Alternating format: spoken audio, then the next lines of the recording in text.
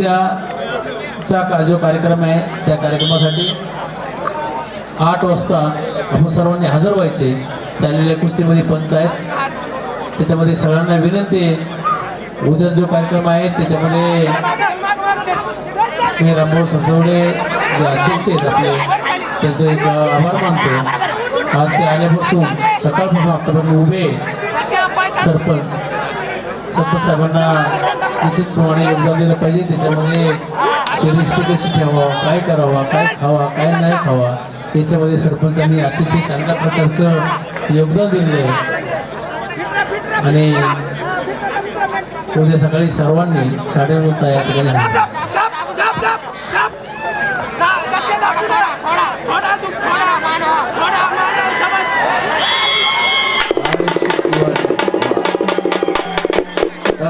भरत Gavhane नावरा चिटपटीने विजय।